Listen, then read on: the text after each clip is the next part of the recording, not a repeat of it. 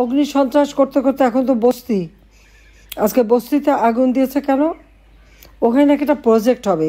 আমরা কোনো প্রজেক্ট করতে গেলে বস্তিবাসী হোক আর ভূমিহীন হোক তাদেরকে পুনর্বাসনের ব্যবস্থা করেই করতাম। আওয়ামী লীগ কখনও এভাবে উৎখাত করেনি। তাদেরকে নোটিশ দেওয়া হয়েছে, আর নোটিশ দেওয়ার সাথে সাথে তারা বলছে সরে যেতে।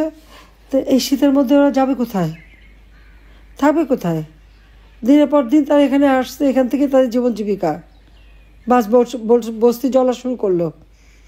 একটা মানুষ তার কোনো জিনিস নিয়ে বেরোতে পারেনি, একেবারে শূন্য হয়ে রিক্ত হাতে তাকে কোনো মতে জীবনটা নিয়ে বেঁচে আসতে হয়েছে। কতজন পুড়ে মারা গেছে এখনও সে খবর দেওয়া হয়নি। এই আগুনটা সম্পূর্ণ চক্রান্ত করেই করা। আপনারা দেখবেন ওখানে হয়তো কোনো একটা প্রজেক্ট করবে, পয়সা খাবে, সেই তালে আছে। সেই জন্য গরিবের পেটে লাথি মারা। অগ্রণী ব্যাংকে আমার লকার, আর একটা ব্যাংকে পূবালী ব্যাংকে, সে পাকিস্তান আমল থেকে গহনাগাটির লকারই আমরা রাখতাম। এটা আমাদের পারিবারিক সবার।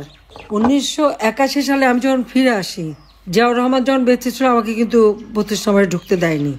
জিয়া যখন নিহত হলো এরপরে সাত্তার সরকার অর্থাৎ বিএনপি সরকার ক্ষমতায়, 12ই জুন 32 নম্বর আমার কাছে হস্তান্তর করবে। ধুলাবাড়ি ময়লা সমস্ত ভরা জায়গা, রক্তের দাগ সব ওখানে। আমার কাছ থেকে সই করালো 72 পাতা। বললাম আমি আইনজীবী দ্বারা করবে, বাড়িতে তো মার্ডার হয়েছে, না সেটা হবে না। তারপরে প্রচার, কত শতভরি সোনা দানা পাওয়া গেছে, এই পাওয়া গেছে। আমরা হ্যাঁ পাওয়া তো যাবে, আমরা তো ভেসে আসা পরিবার না। আজকে আবার অগ্রণী ব্যাংকে তালা ভেঙেছে। কেন তালা ভাঙলো? চাবি তো আমার কাছে, আমি তো এখনও জীবিত আছি। তা আমি যেখানে এখনও জীবিত আছি আর মামলায় কেবল একটা রায় দিয়েছে, এই রায়ের সব ধাপ তো শেষও হয়নি, তার আগেই কেন হাত দেবে?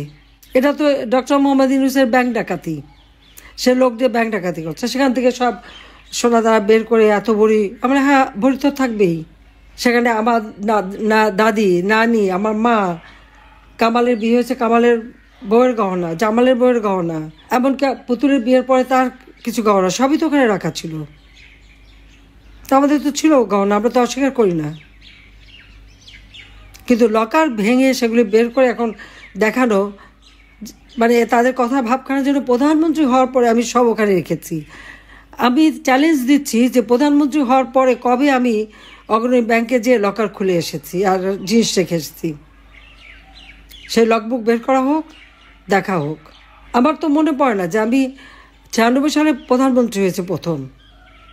সেই 96 সাল থেকে এ পর্যন্ত কোনো দিন অগ্রণী ব্যাংকে আমি যাইও নি, লকারও খুলিনি। কারণ এগুলি পারিবারিকভাবে যা ছিল সব আমি রেখে দিয়েছিলাম ওইভাবেই। আমার 2টা লকার ওখানে রাখা আছে। সেখানে যে জিনিসগুলি এই যারা আমার বাবাকে হত্যার পর এই বাড়ির সমস্ত জিনিস তারা একটা ইনভেন্টরি লিস্ট তৈরি করে, ওই লিস্টে যেগুলি তারা ভ্যালুয়েবল জিনিস মনে করেছে সেগুলি সব সিল করে বাক্স আমাকে দিয়ে দিয়েছিল। তা আমি সে কোথায় যাবো? আমার বাড়ি নেই, ঘর নেই, তো কিচ্ছু নাই থাকার।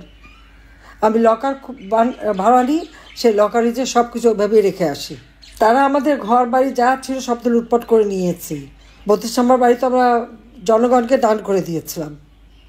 সেটাও প্রথমে আগুন দিল, তারপরে লুট করে ভাঙলো বুলটা দিয়ে। অজয় সাহেবের একটা বাসা সুধা সদন, সেটাও লুট করলো। সেখানে আমাদেরও, হ্যাঁ সেখানে আমার অনেক গহনাগাটি ছিল, আমাদের সবারই ছিল। সেগুলিও লুটপাট, কাগজপত্র যা কিছু ছিল সব শেষ। তারপরে আগুনও দিল। গণভবন সব তো আমরা সব ফেলে দিয়েই তো চলে এসেছি। তো সেই গহনাগাটিগুলি দেখায় না কেন? সেগুলি কার পকেটে গেল? শুনছিলাম যে ইউনূস সাহেবের বড় মেয়ে নাকি এসেছিল, অনেক নাকি হীরার গহনা নিয়ে গেছে। তাহলে কি এগুলি আমাদেরগুলি নিয়ে গেল নাকি? ইউনূস তো নিজেও ঢুকেছিল ওই বাড়িতে সবাই মিলে, সেটা আমার প্রশ্ন। কিন্তু একটা লকার ভাঙতে গেলে, যে এখানে আমি এখনও জীবিত, চাবি আমার কাছে, পারমিশন ছাড়া এই লকারটা ভাঙে কিভাবে? আমাদের পারিবারিক একটা ঐতিহ্য আছে এবং আমাদের অবশ্যই পারিবারিক সমস্ত সম্পদ নিশ্চয়ই ছিল, আছে। আমার নানির যত গহনাগাটি ছিল, এখন ওখানে সে গহনাগুলি দেখাক, অনেক পুরনো আমলের গহনা। এখন শুরু করছে যে ওখান থেকে নাকি সব নাকি ওখানে রেখে আসছি। সেখানে আমি সবাই দেশবাসীকে আপনাদের মাঝেই বলতে চাই লাস্ট কবে গেছে আমি লকার খুলেছি আর কবে কী রেখেছি, ব্যাংকে কিন্তু ওগুলো হিসাব থাকে, সেটা দেখে যেন কথা বলে। তারা একের পর এক বাবা মা ভাই সব কেড়ে নিয়েছে, বাড়িঘর তাও নিয়ে নিয়েছে, নিয়ে যাক ওগুলি ফকিরের দল। কিন্তু এই যে অপবাদ দেওয়া, এই অপবাদ দেওয়া কেন? আর এটার অপবাদ তো দিয়েছিল 40 দিন পর্যন্ত। জিয়া মরার পরে বই বাড়ি আমাকে হস্তান্তর করে প্রতিদিন টেলিভিশনে দেখাতো যে জিয়ার কিছুই ছিল না, ভাঙা সুটকেস, সেরা গেঞ্জি আর আমাদের অনেক সম্পদ। আমি বলছি হ্যাঁ আমার তো সম্পদ ছিল, আমার বিয়ের সময় তো শতভরি সোনার গহনা আমি পেয়েছি। এক চট্টগ্রামে আমাকে রিসিপশন দিয়েছে 1 বছর পরে, সেখানেও তো 50-60 ভরি সোনা আমাকে এবং হীরার সে সব উপহার দিয়েছে, গাড়ি উপহার দিয়েছে। আওয়ামী লীগ এটা করে। এদের অনিয়ম, অত্যাচার, অবিচার আজকে আমাদেরগুলি নিয়েছে বস্তিবাসীদের সব সম্পদ যে আজকে পুড়িয়ে দিল। আমি এ পর্যন্ত যে কটা বস্তি খালি করছি প্রত্যেকের অল্টারনেটিভ জায়গা দিয়েছি। বস্তিবাসীদেরকে আমি ফ্ল্যাট বানিয়ে তাদেরকে ফ্ল্যাটে যে বস্তিতে যে ভাড়ায় থাকেন ওই ভাড়াই তারা দিতে পারবে, সেইভাবে প্রত্যেকটা পরিবারের জন্য আমি ফ্ল্যাট বানানোর কাজ শুরু করেছিলাম। 300 পরিবারকে অলরেডি ফ্ল্যাট ভাড়া দিয়েছিলাম। বাকি কেউ যদি সাপ্তাহিকভাবে দিতে চায়, মাসিক ভাড়া দিতে চায় বা প্রতিদিনের ভাড়া, ব্যাংকে সেইভাবে ব্যবস্থা করে দিয়েছিলাম। আর আজকে বিনা নোটিশে কতগুলি মানুষকে একেবারে পথে বসিয়ে দিল। তাদের কান্না আহাজারি। যেখানে আমি যে প্রজেক্ট করছি প্রত্যেকটা জায়গায় ওখানে যারা থেকেছে তাদেরকে আলাদা বসবাসের ব্যবস্থা করে দিয়েছি। আর এখন কোনো রকম মানবিকতা নাই, কিচ্ছু নেই। একটা মানুষের সব সহায় সম্বল সব কিছু জ্বালিয়ে পুড়িয়ে ছারখার করে শেষ করে দিচ্ছে।